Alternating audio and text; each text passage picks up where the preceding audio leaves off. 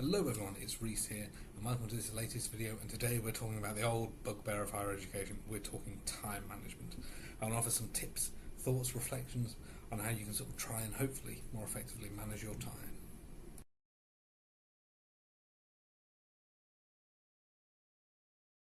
So I think with time management, one of the key immediate tricks is to break down your time. What do I mean by that?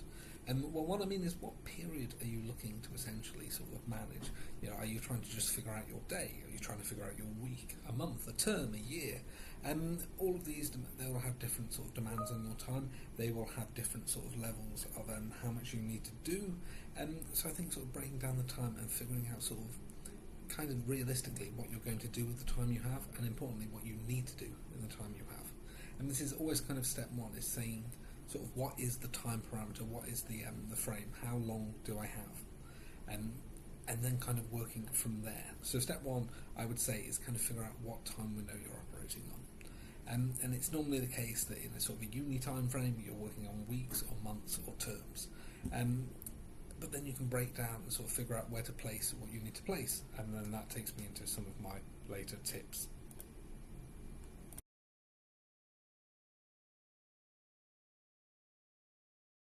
So I would say a key part of this planning process now is to make yourself some form of organiser. What do I mean by that?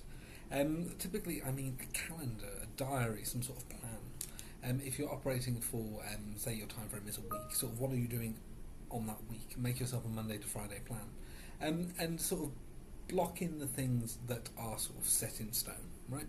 If you have meetings, if you have classes, if you have appointments, about if there's a social event, whatever, block them in, and figure out sort of what slots are occupied, figure out what slots are full, and then that gives you a sense of sort of the scope of the time that you have available, whatever time frame you're operating on. But I think that's really useful, is to sort of, to begin with, to consolidate the things that are sort of essentials. And by essentials I mean time essentials, in that they are sort of out of your control, almost.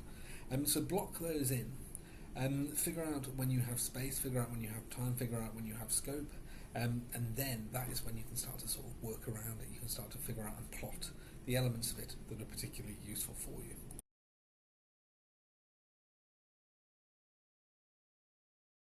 So as I've said, after you've assembled the schedule of sort of the key dates and whatever, then sort of put it all together, and put it together in a way that works for you. If you've got an online diary or a paper one, or whatever works best. Some people I know have a board, like a whiteboard, where they like to write these dates on, these appointments on. Some people use post-it notes and sort of spam them all over their laptop screen. Whatever works for you. Sort of organise your schedule, organise your materials so it is best for you. Myself personally, I have a paper diary at home that I keep on my the table where I work.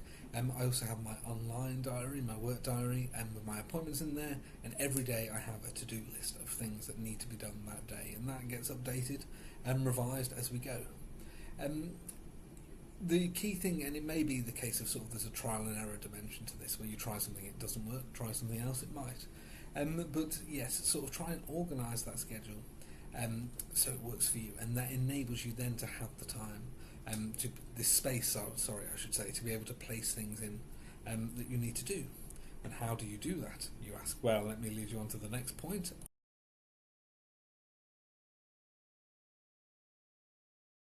I suppose that this really is the key idea of the video, right? Effective prioritisation.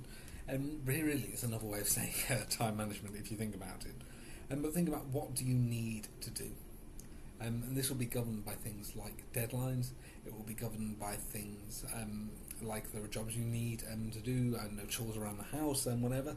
It's really handy to think what you need to do, and then think, are there any things that you need to do sooner? So in terms of deadlines, then, I don't know, assignments will have to be turned in on certain days. If you're revising for a seminar, you'll need to do it before the seminar, things like that. So organise work in sort of two ways, I think. One is in terms of time pressures, right? What are the time deadlines? What needs to be done sort of sooner? What can be done later? Are there some things with no deadline? And then secondly, in terms of sort of the amount of time and that you will require to be able to do them. Some jobs might be a 5-minute one, some ones might take 3 hours, who knows. And then think about the time that you have available. And it can be the case that, so if a job's going to take you 3 hours, and then you have 3 hours in the afternoon, then that's time, put it there. The challenges emerge when sort of the time pressures, when you have multiple deadlines maybe, where there are sort of multiple things you need to do and you don't really fully have the time. And that is kind of a, this is an issue, and there's no easy solution to this. My own approach, as I say, is sort of essentially trying to stay on top of stuff, and it took a while to get there. I'm going to be honest. A lot of competing deadlines and sort of stuff, and trying to just be on top as best I can, sort of adding jobs when I can do them. And a strategy that I really, really rate, and something I really rate. So I would say every day I have a to-do list. I include some really tiny jobs on there each day, including things like, I don't know, sort of every morning I do some sort of games. I do, what do? I do Wordle, and I do my Duolingo and stuff that doesn't take that long. But the satisfaction of being able to sort of wipe stuff off the to-do list easy sort of builds a momentum for me throughout the rest of the day. So I find that is really, really helpful. It's sort of not filling the to-do list with stuff that is just massive time sinks, things that I won't be able to do easy or in one sitting. If you have those things, can you break them down? So you need to do an assignment. I've talked about this in previous videos, I'll link some below. If you need to do an assignment, saying the assignment is one job, is a wonderful thing, yes, but saying 3 smaller constituent bits of it, say, that will all add up to the same thing. Can you break it down that way? Can today be, I'll do this part of it, the next day be that part, the third day be this part, and then you've got the whole thing done. And it's less of sort of a terrifying job because you're breaking it up into smaller bits. So this is kind of the challenge of effective prioritisation, is to say, what do I need to do? How long will it take me? And then how can I sort of work, how can I position it in the schedule around the things I have to do that? And for many people it will kind of be a trial and error thing. My own solution, I think, is sort of lots of to-do lists and lots of sort of trying to keep on top and sort of knock out the small things as easy as I can. And then sort of that gives me more time to do the larger things. Every individual will have their own technique. I'm going to talk about some more in this video now, but sort of try and find your own. Try and figure out that thing that sort of helps you.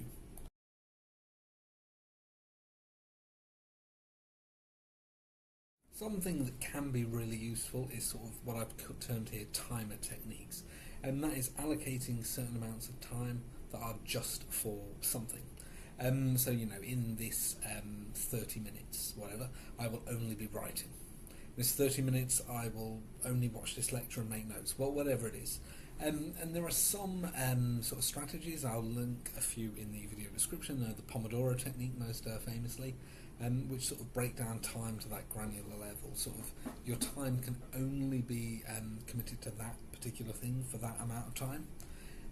This may not be something that works for you. It's not personally something that works for me, but I know some people who find that technique and that way of organising time to be really useful.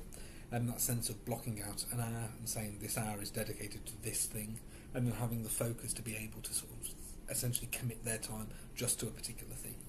If that is a technique that works for you, brilliant. Make sure you organise your schedule with that in mind, to sort of have the protected time to do the things that you need to do.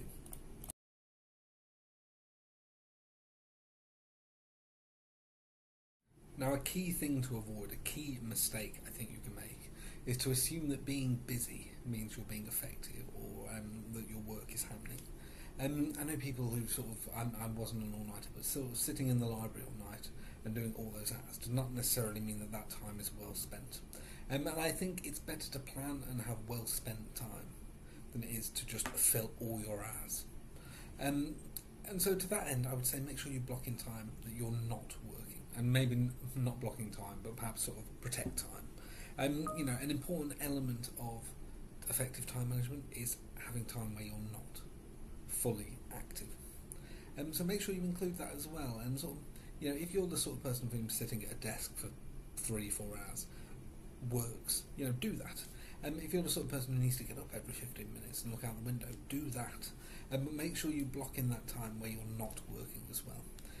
Because I think you can reach a point, and this is sort of a trap that it's easy to fall into, to assume that being busy assumes you're being effective, or that your work is happening. That's not always the case, so make sure you have that time to sort of counterbalance, that time where you're having a tea, where you're having a drink, where you're having a snack, where you're going for a little walk, whatever it is that helps you sort of essentially not be working. Include that as well.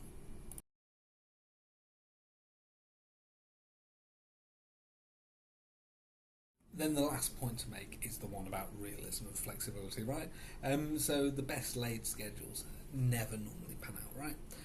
Meetings overrun, classes overrun, you'll miss the bus, things will not happen exactly when you plan for them to happen.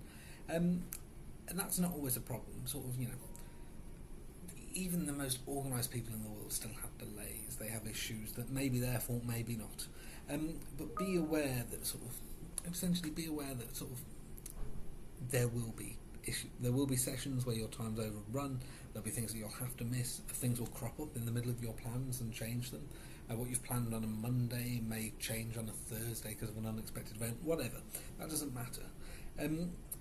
The key thing is sort of trying to be as adaptable as you can, and thinking again when you if these things crop up, to sort of apply some of the things you've seen earlier in the video. Think about what time do you still have. What are the key things that you need to do? What are the key priorities? How can you reorganise? How can you sort of allocate the time that you now have to do the things that you need to do first and foremost? And if you're able to do that in response to sort of time changes, situations that happen because of time pressures, because of time delays, whatever, you should be in a safe, set place, I think. So that is a really useful thing, is that sort of to think that these things are not sort of one and done. You can sort of constantly adapt as new time pressures, as new time sinks arise. So there you go, some thoughts, reflections, advice on potentially how to help you manage your time better. Hopefully you found this very useful. I know that this is something that sort of every individual has to figure out in sort of their own schedule, their own routine, but hopefully some of this advice has been helpful. And of course, if you have any tips, please do comment below, and likewise comment below with future videos you'd like to see. I do listen to the feedback and try and make stuff that you guys all want to see. Otherwise, thank you so much for being here, for watching this one. Make sure to like, make sure to subscribe, and make sure to ring the bell so you know when there's a new video coming out. Thank you very much again, and I look forward to seeing you all in the next one.